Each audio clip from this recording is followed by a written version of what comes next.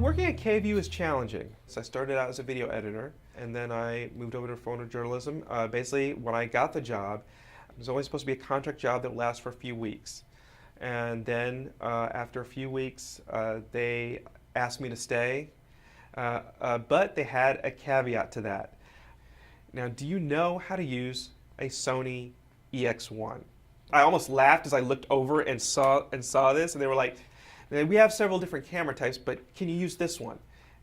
Absolutely. It's the very camera I learned to use at ACC, that I taught other people how to use at ACC as a teacher's assistant. So it was like, absolutely, I can absolutely do that.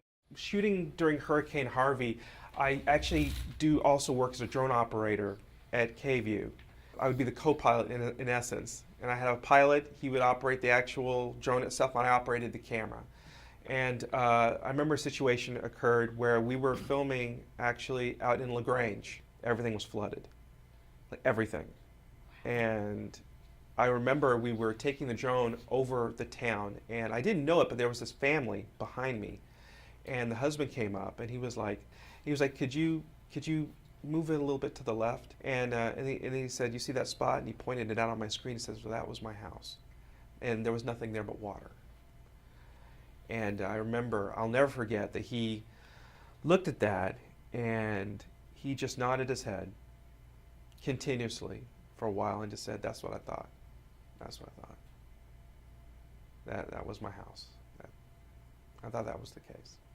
And he kept saying that over and over again. And his son, he had a little boy there who was probably maybe like 7 or 8, who wanted to see.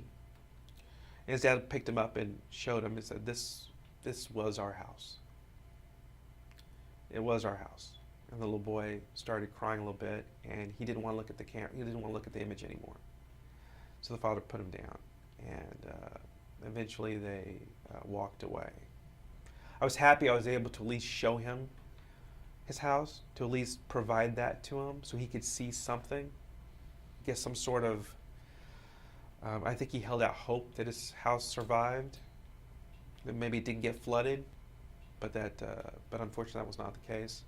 But at least I was able to give him the knowledge right then and there to know that had happened, so he could make whatever arrangements for his family that he needed to make to get the help that he needed. And those are the kind of ways that we can affect people's lives in news. And that was one of the realizations I had, that this is where I want to be. This is why I want to do what I do, because I can affect people, but hopefully in a positive way. And I think I did affect him in a positive way in the long term, as far as him being able to get the help that he needed. But it was a hard thing to watch.